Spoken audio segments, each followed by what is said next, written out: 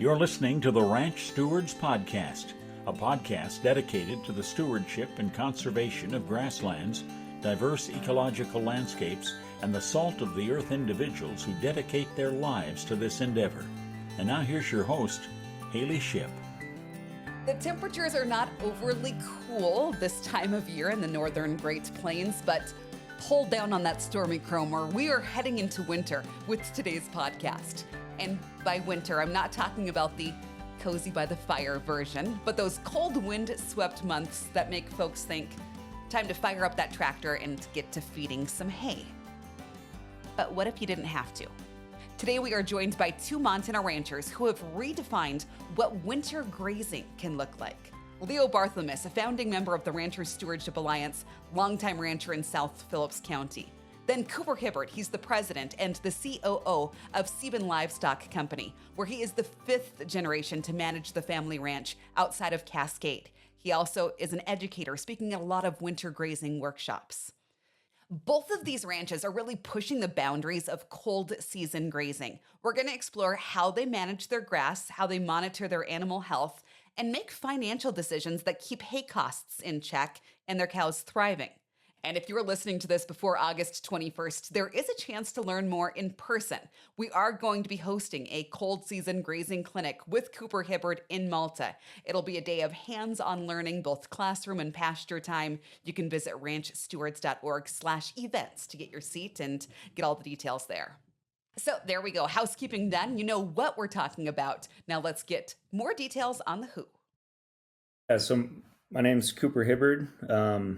My family has a place called Seaben Livestock Company in west central Montana, and I'm part of the fifth generation. And we're, unlike the Malta country, we have a lot of terrain and a lot of difference in elevation, and that just kind of forces us to, we can only be in certain parts of the ranch at certain times of the year. And so we started winter grazing almost, necessity is too strong of a word, but the conventional model just wasn't a really good fit for us and kind of the lay of the land here. And so back in year 2000, my Uncle Chase and Dad and Uncle Whit and the ranch team at the time decided to change the calving date to late May, from a February, March calving to May, June calving. And then so that all of a sudden freed things up for us to start to experiment with winter grazing. And so that all of that was in motion before I ever became involved in the ranch in a meaningful way on the work end of things. In fact, I've never calved cattle through a barn. I didn't even know how to pull a calf until I was,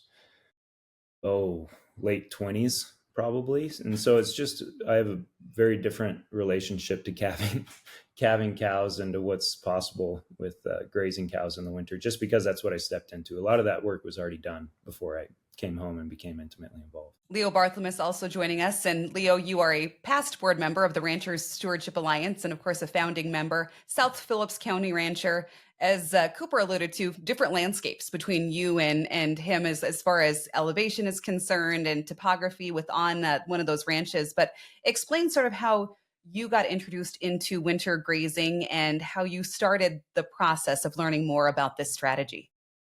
Well, unlike Cooper, I've only been here 4 generations with my kids, so we're a little behind the 8 ball. But my family came from the Miles City area and originally even parts of Wyoming, and they tried to winter graze a lot because hay wasn't really abundant like it is now. But everybody's goal in my father's generation was to have a hay ranch, and he found his.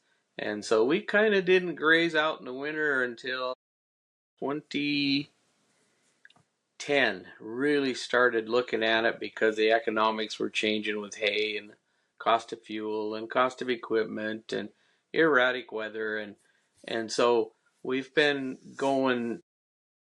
experimenting and pushing harder and harder on trying to graze out, finding better supplements for protein. And, our grazing pasture, the Bureau of Land Management is pretty conservative in their stocking rates. And we're fortunate we can graze out till February 1. So we try and manage our grazing so that we can capture that. It's kind of wide open out here. There's not a great deal of protection, but there's enough shelter that, we're comfortable going out there. We've had some extreme situations, and we've had to go to extreme lengths to protect the cows from really, really severe weather. But we're just trying to, we want to get to 12 months grazing. So we're put up less hay every year and lease more pasture so we can have the cows close and graze out where we can adjust for severe weather.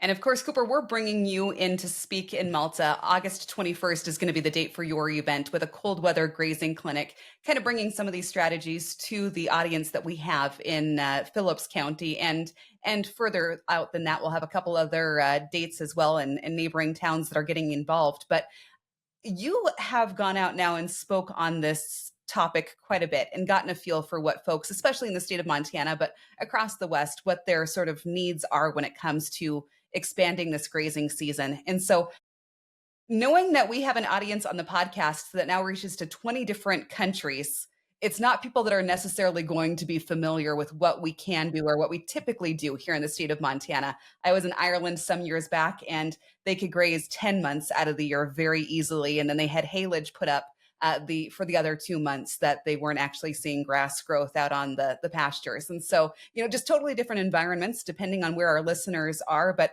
Cooper, what is kind of that normal reality for what we might see here in the Northern Great Plains and in the state of Montana?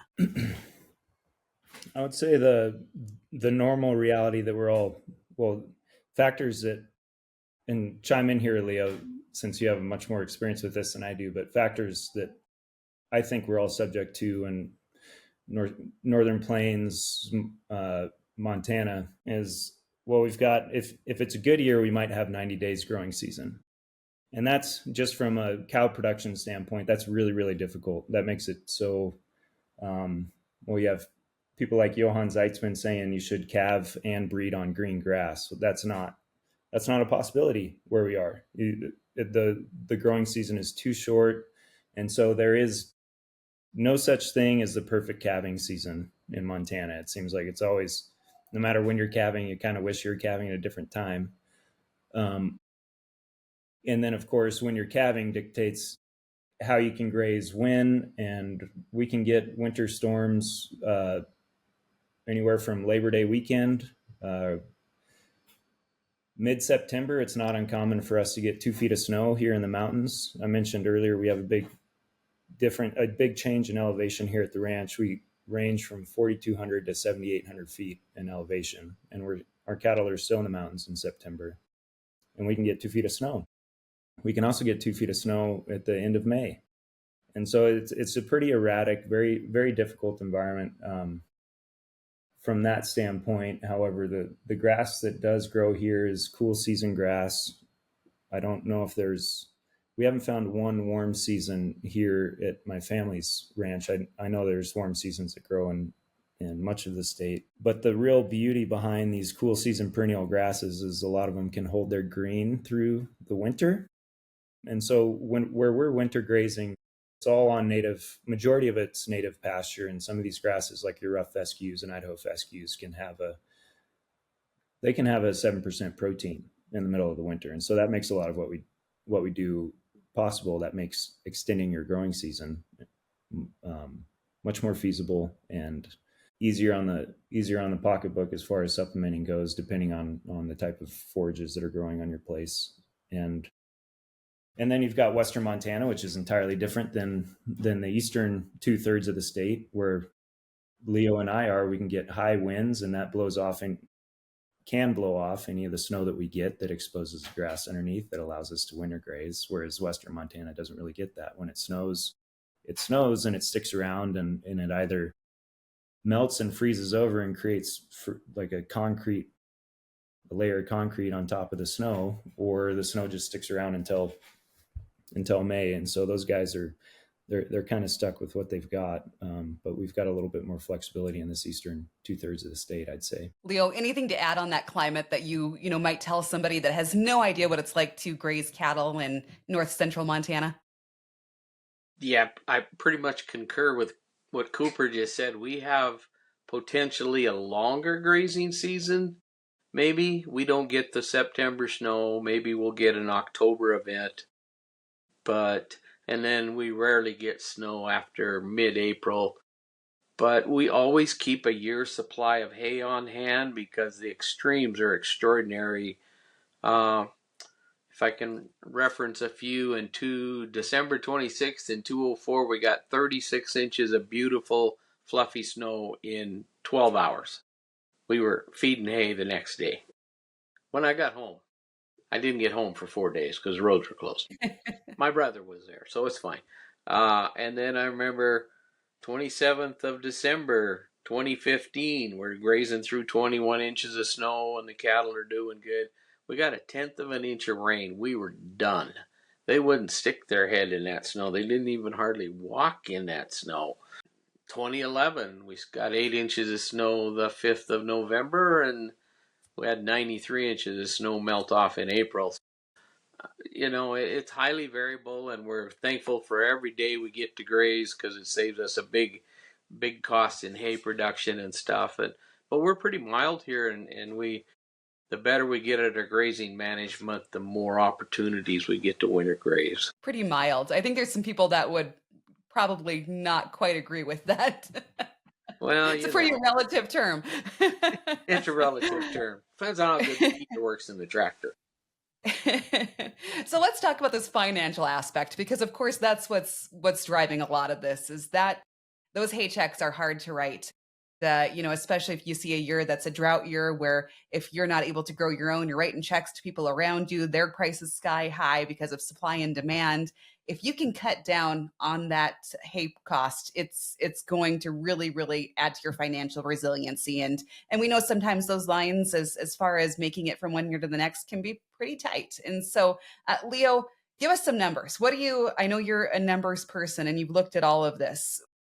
How does this lay out plan-wise as you're looking at strategy and what you can save by extending that grazing season? So, doing cheater's math a little bit, we can graze out for under $1 a day, on the ranch lands that's paid for, and federal land that we're allowed to that late into the season.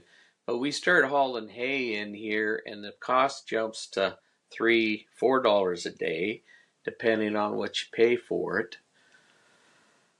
And we're hay guys, and so we always stockpile hay. So we try and buy hay in the spring, used hay, year-old hay. Our cows, if they got to graze out in the winter, they really appreciate a higher plane of nutrition with somebody's better quality hay than we can raise. But so we use a blend of strategies. But the big thing is there's $1 to $2 or $3 difference per day between grazing and feeding a full ration of hay in a deep snow or a inadequate situation. Cooper, is it finances? Is that the kind of one and only reason people are going to this sort of a method, or are there other reasons behind it? I'd say that that's the number one driver, Haley, for people being interested in winter grazing is for those who don't know, who don't ranch in cold climates, hay is our number one cost on a ranch. Feed costs are number one cost. And so anything that we can do to look at trimming those costs will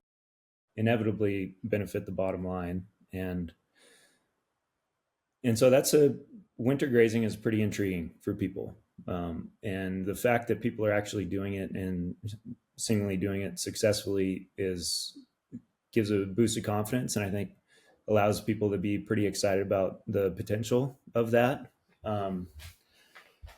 And let's see, for the last 4 years, we've been hosting here on the ranch anywhere from 1 to 4 winter grazing workshops during the winter out in the field. Out in the cows, out in the field, you see what we're doing, full transparency. We talk about what we do and why and how we came to that.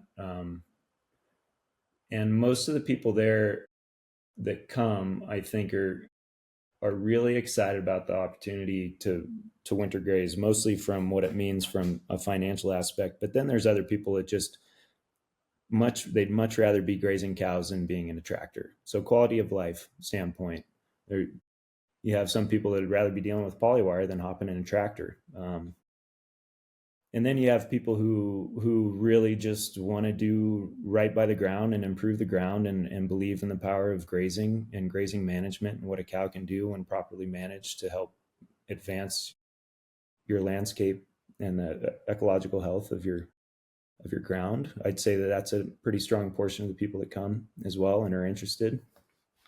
So it's really a smattering, but I think you're right that the backbone behind it is financial. Montana. We are proud to say it's where we live and where we work. The vibe is different here. We are friendly, caring, hardworking, resilient, and resourceful. No one else covers Montana or cares for Montana more than Stockman Bank. To us, Montana isn't just a place. It's the only place we do business. That's why we are Montana's brand of banking. Cooper, as people are coming to your workshops and they're getting involved with what you're doing, I'm thinking of those folks that maybe are multi-generational ranches where they've got more than one generation that's on the ranch. And we'll say it's the newer generation that's looking at this, starting to embrace this being a possible strategy for what they do with grazing.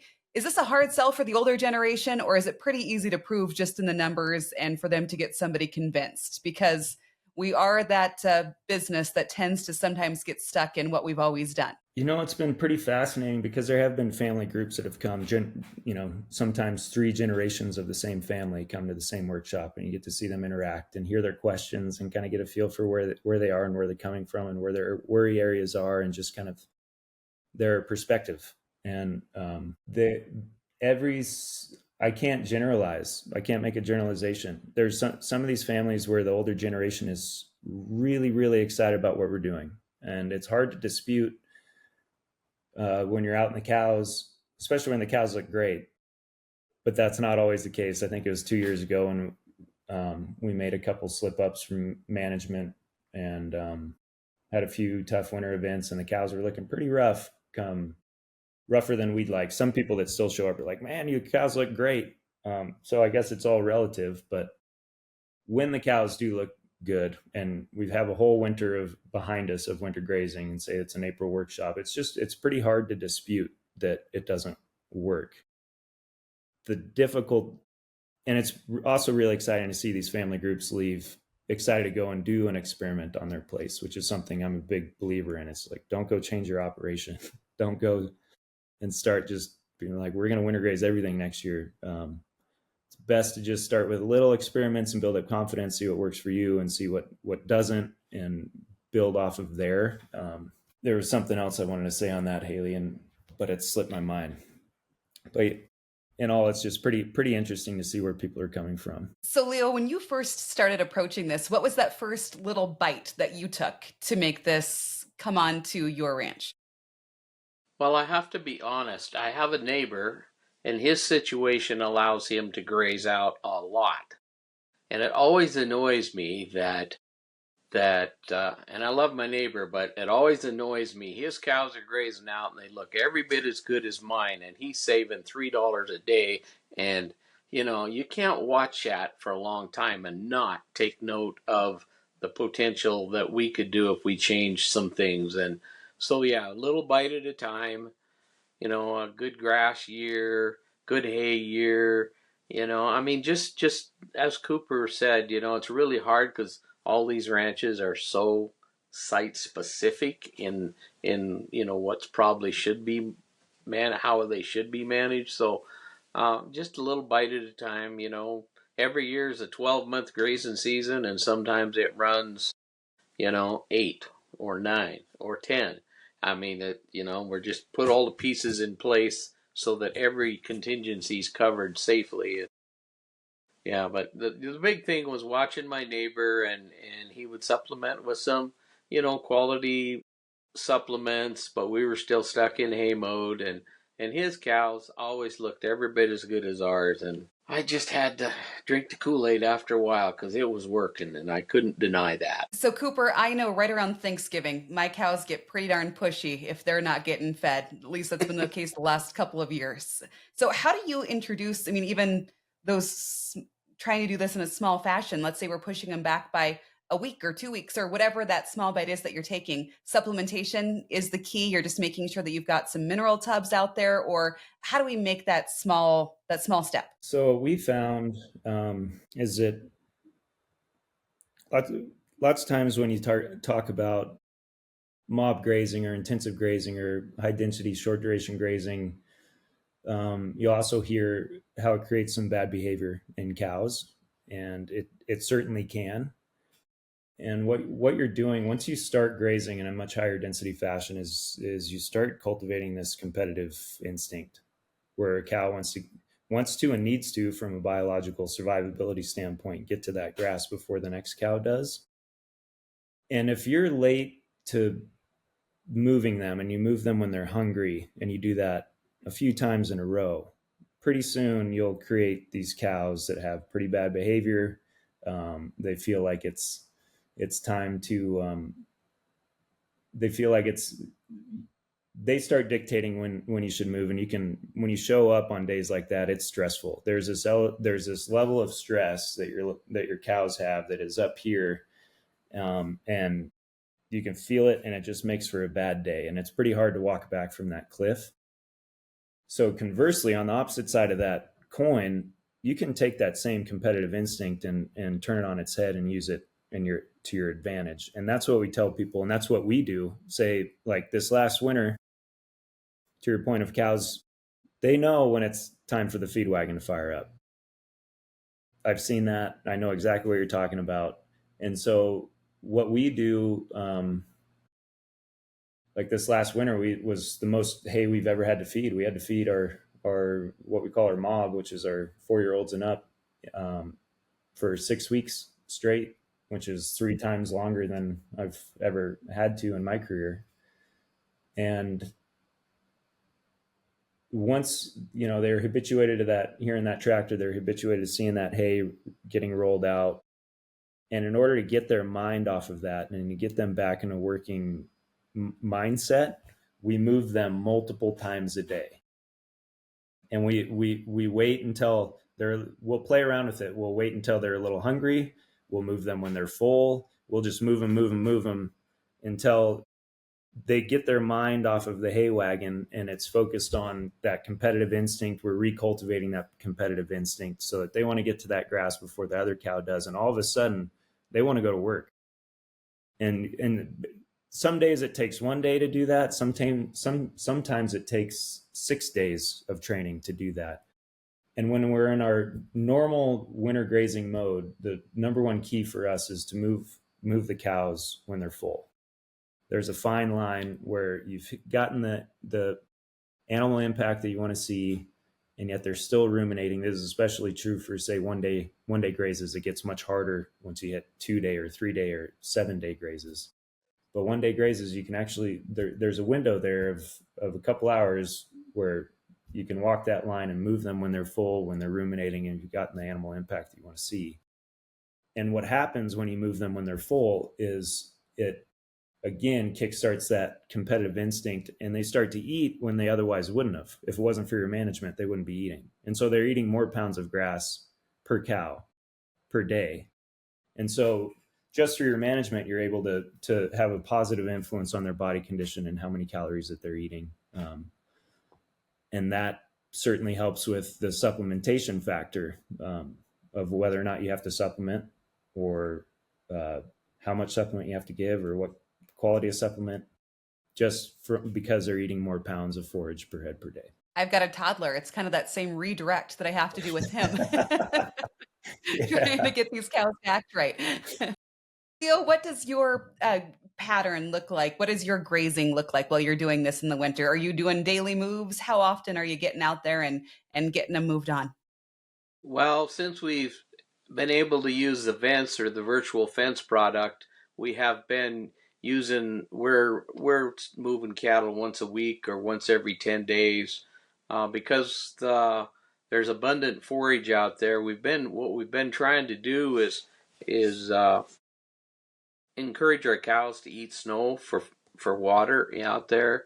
And when we have abundant, suitable snow, we will vent those or create virtual fence in the outlying areas that are the furthest from water where historically the cows don't routinely graze, and we will graze that, to the point that we think they've been there long enough and it might be starting to impact their body score or something like that, never letting it be noticeably slip. But it's amazing I found it amazing when we start grazing in the snow. There is a cow track on every square foot. It's just, after a week, and then we'll move them to another location that's, not adjacent to water. And what we've noticed with that is they'll go back there in the summertime now and graze that because it's newer, fresher forage, because we, we broke off the old decadent forage because it was cold and brittle, and then they grazed a bunch of it too. So, we're not moving as often as Cooper. We have wildlife issues out there, and building temporary fence is challenging. Don't have the abundance of forage per acre. So we're looking at a little bigger scale for our cows because it takes maybe a little more acres to fulfill their needs. But no, it's similar to what Cooper was saying. It's just do what we can, adjust to every changing situation based on the wind and the wind chill. Another thing, though, most of our grazing land is native range. When we go out and supplement every day or every other day, we have found that those cows eat a lot of vegetation, which they will absolutely not do anything with in the summer, late fall. But in the wintertime, sagebrush suddenly is palatable, or western wheatgrass is their desired grass plant they go after, and they rarely eat that in the summer, but they'll go after it very well in the winter. I know one of the things, Cooper, when we have you at this workshop that we're going to do with you in Malta, again, it's coming up in August, we're going to be talking about how to identify, how much of a stand you need to leave behind and how to really read the grass. But Leo, I'm curious, this is just kind of like one of those rancher know-how things. It's something you learn in time, and it's hard to teach this sort of thing. But how do you look at that grass and decide it's time for a move? What are some key indicators for you, Leo? How fast the cattle come to the feed truck. If they're starting to be nutritionally challenged, they're a lot more attentive to that feed truck. I think Cooper is addressing some of that. It's just guess mostly. I wish I had a formula. I'm sending my son, who's back at the ranch full time now. We're going to Cooper's event, and then he's going to another grazing school to, have a more pragmatic or scientific ability to do that, because I've had to learn all this stuff, within the last 15 years, and it's just a darn guess half the time. Cooper, I think as we talk about transitioning ranches and, generations coming on, and as Leo said, his son is now on the ranch full time. This wasn't something that he came on and was doing in his 20s. I'm now moving into a management position on our ranch at 40 years old. We're now seeing where people have these careers behind them, and then they're coming back at a later age. They've got the capacity to learn these things, but they don't have that on the ground knowledge that maybe somebody who, just came right back to the ranch after college or did it straight after high school knows. We're having to learn. We've got the capacity again, but it's just not that second nature for us that it is for somebody that's been on the ground. So how do you teach that to people about how to read the grass and know when it's time to move your cattle on to the next spot? Leo alluded to it. I think it's really, at the end of the day, it's a feel that you can only develop with time and with each consecutive feedback loop. Each time that each repetition just helps build that muscle, which in that feel, basically, of the art behind. You can do the science and the numbers all day of calculating animal days per acre, cow days per acre, AUMs, monitoring, doing grass clippings. You can do that all day. But at the end of the day, the cow and the ground and the grass are all living beings, and with that comes this feel and the art behind it. And so I'm a big believer, and this is what I did with Dave Ward, who's now our cow boss and does the winter grazing in the winter. When he came to us, he was in his 50s, and he'd never done anything like this. He's a cowboy's cowboy. He'd never done daily moves with polywire. And so we went down, and this is what I tell to everyone at our winter grazing workshops. What I recommend strongly is to train your eye. We use cow days per acre, animal days per acre for a measurement of volume of forage. And so you just go out in the next graze that you're going to move your cows into, and just take a guess. How many cow days per acre do you think this can support? And then you set aside, ideally, 4, 5, 6 days of where all you're going to do is you're going to go to school for 4, 5, 6 days, but you don't even have to leave the ranch. You're going to school on your ranch, and you're just going to go be with those cows. And you guesstimate how many CDAs, just throw a dart at a dartboard, it doesn't matter. And build a graze, do the calculations, which we'll go through in this school, and you build a graze for 4 hours. And the beauty of it is if you stay too long by if you stay too long by 300%, you're only pushed it by 3 hours. You move them 4 hours later, and you're like, all right. And then that was too much. And then you adjust it, and you do 3 moves during that day, or 4 moves during that day, or 2 moves. And you do that day in, day out. By day 4 or 5, you'll have a pretty good feel to look at that grass and be like, this is 25 CDAs. And you can build your graze accordingly and know that you can build a 7-day graze off of 25 CDAs or a 1-day graze. That's the beauty of that calculation. And the feedback loop is you see what the grass is beforehand. You see how your cow's behavior is when you turn them in. You see how the grass is after you move them. You see how your cow's behavior is after you move them.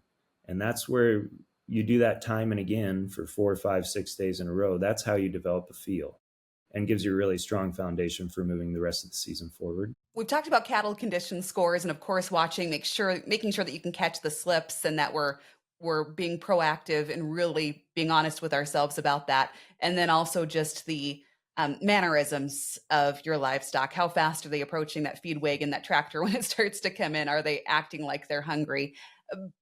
But as we kind of go a little bit further in this, I'm curious if you all have had some things that you are willing to share where you're like, that was a mistake. That was a face plant. That's something we're going to learn from and not do again, that you wouldn't mind sharing with the audience. Leo, I'll kind of put you on the spot first. Well, I really like the way Cooper adjusts his eye with his fairly small pastures and the quick moves, because our learning observation, are a week or 10 days at a time, so it's our learning curve is way slower.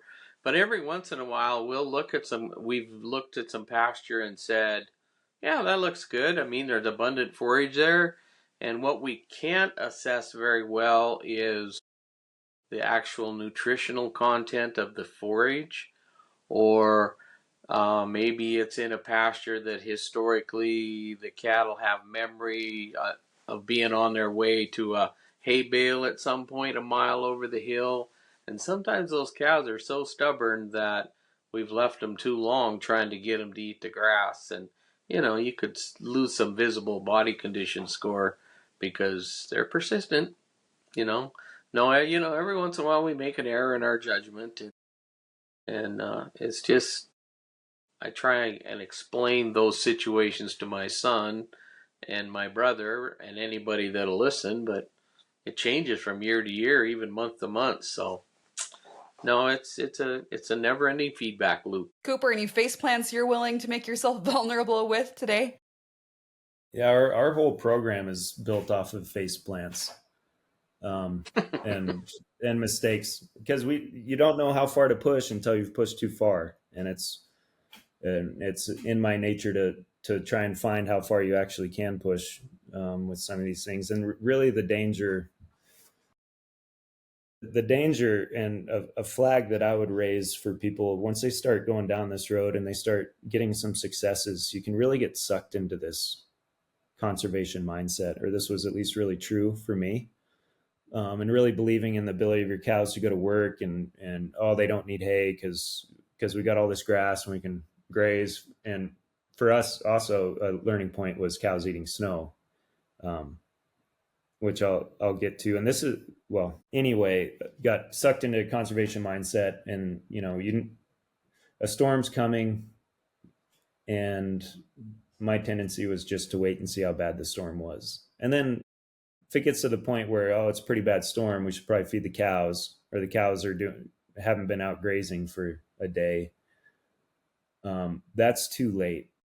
All of a sudden, when it's too late, and we've lost all of that precious body condition, all of those precious fat calories that it took us 9 to 10 months to stack onto that cow.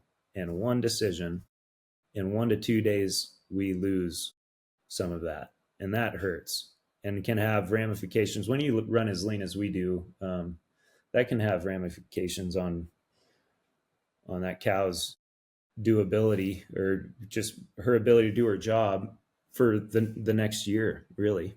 It can compromise the fetus. It can compromise her milking ability. It can determine whether or not she breeds back the following fall. It has really a big ripple effect and repercussions. And so now we try and feed on the front end of storms to just buffer the blow and buffer the impact on that. I could share stories all day. I will mention this. Leo said his cows eating snow. I know a lot of people have luck with their cows eating snow.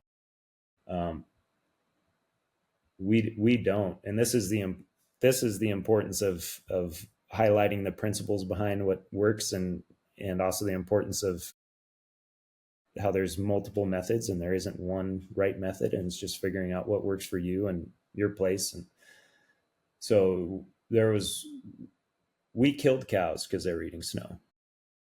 We had a snowstorm where it snowed 2 feet, and it was wet snow, and the cows stopped going into water, and we thought they were fine because they're eating snow and the snow is wet. And 2 days later, we had 3 cows tip over dead, and I cut them open, and their abomason was just stuffed full of dry, packed grass. So they died from dehydration. And so the difference there is we are moving our cow. We're non-selective grazing in the winter. So these cows are eating everything. And so they're already being packed, filled with all this dry organic matter.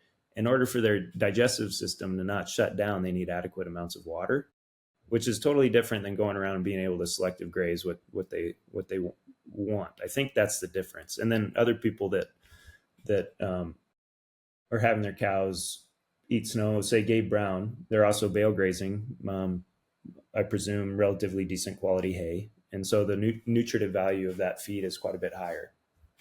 So that was a learning curve for me. And I think that that's one of the huge things with what we're discussing, is that it's not just drop them off and leave them for a long extended amount of time. This is a very, very interactive sort of management. It's not something where you're going to go on a cruise for 8 days and not know who is checking in on your livestock. So can definitely be something that people need to think about, is that input time with this. You said, Cooper, that you're just going to keep on pushing that envelope, and sometimes you end up pushing it a little bit too far, but that's where you know where the edge is. So anything that you are still wanting to incorporate or still trying to push the envelope on in your operation? It's a great question. And maybe this is a sign that I've finally fallen into a rut and not really pushed up on the outside of it. 2 things. One is I've wanted for years. So we also have some sheep, and I've wanted for years to try and train our sheep to graze with our cows, because it's been proven that you can do that. To train them to bond to each other is what I mean, so that you can string up a temporary polywire, single strand, where you run your cows, and the sheep, if they stray from the cows, it's not for very far, because that's their comfort zone. And I think that would be that'd be groundbreaking for the entire West, in my opinion. Because really the nut to crack with sheep is how to make them less labor. They're so labor intensive. And I think that could be one pathway forward. And the second thing I was going to say is we're kind of in a new chapter, because how the ranch is laid out, our pinch point for our stocking rate was our winter zone, which was part of the reason why we started winter grazing. And then through the grazing management that we've been doing and the non-selective grazing I was talking about, we've increased our forage harvest and production rate by 300% in the last 9 years now, so basically we're handed 3 more winter zones. So our winter zone is no longer our bottleneck for our stocking rate. Now it's our transition zone, that middle zone. And we haven't hit the sides of that yet. I still don't know how many cows we can run. So we're coming up to, hopefully we'll keep growing, get to this point where all of a sudden it's like, well, that's as many cows we can run. And then it will be glaringly obvious, I would think, that what the next bottleneck would be that would need addressed. So that's kind of where we are. And maybe my hesitation, or I'm just in a rut and I'm finally starting to ossify and we need to get some more young blood in here. I don't know. You say rut. I say maybe comfortable would be a better term to use for that, Cooper. Leo, you run sheep. You have historically run sheep. You've got, I think you told me 62 or 63 left on the place that are going to kick it this fall. So you're getting out of the sheep business. Do you think you could have ever grazed them side by side?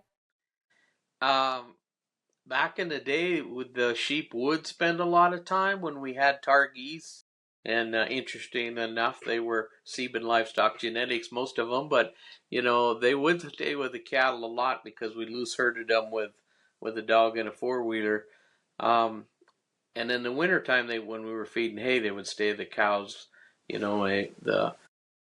A herd of sheep will glean all your wasted grain in your grain haze. I mean, they'll just get over fat on what the cows waste. But yeah.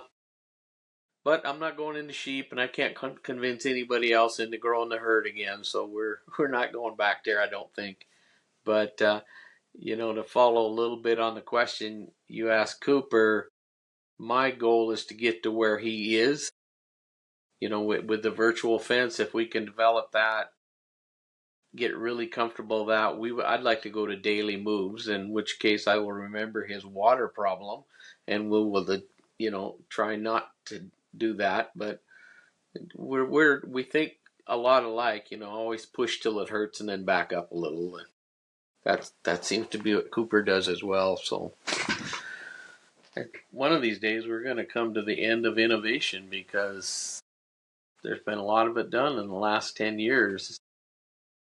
And we're still working with the systems that are hundreds of thousands of years old, grazers and grass. It hasn't changed, at least since the last ice age. And just when we think we have it figured out, Mother Nature creates a different weather pattern, and then nothing works that worked the previous years. So yeah, always working with the unpredictable. Cooper, you're going to be coming to Malta on August 21st, doing a cold weather grazing workshop that we talked about. It's going to be a 2-part deal. We're going to have classroom time, and then we're going to have time out in a pasture where we're going to be actually looking at the ground and looking at the grass and talking through it from a hands-on strategy. What can folks expect when they attend a workshop like that from you? What should they do to be prepared? What can they anticipate? The general outline of what we're shooting for is start out the morning, an hour or two of me presenting about grazing, why it matters, why grazing management can be such a powerful tool, and how that influences, in my opinion, genetics and the importance of genetics in some ways for genetic selection. And then just talk about the principles behind grazing management, and then throw on the table some methods that people can employ for whatever seems the best fit for them. As I mentioned earlier, I don't think that there is one right way.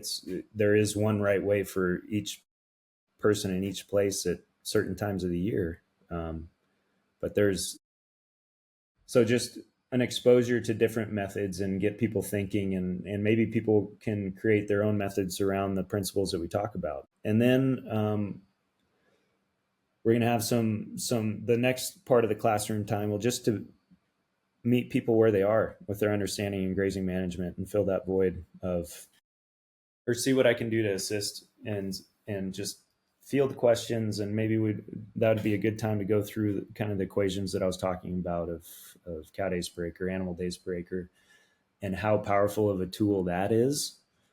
You can use it for anything from planning a 1-day graze to planning your grazing for the entire year of whether or not you have enough animals or not, or if you should bring on more or sell, and it's all goes back to the same very, very simple equation. And so we can run through different scenarios of that and just get people comfortable and get them excited and get them thinking.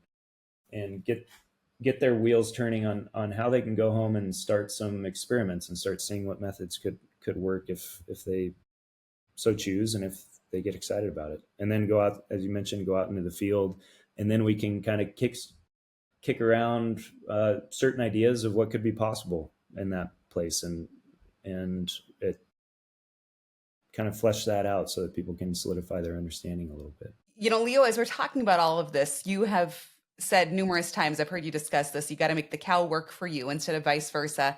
But I'm thinking about all of this from, a grass health standpoint. You said, what you're leaving behind gets pretty mushed down, but it probably looks really good for spring growth. Do you still feel that you're doing right by the land and not just worried about doing right by the cow with this sort of grazing method? No, it's all about the land. The longer back in the day, it was about the cow. And then it was about the genes of the cow. And then maybe we get around to range management back in the 90s. And now we're all the way down to the little critters in the soil.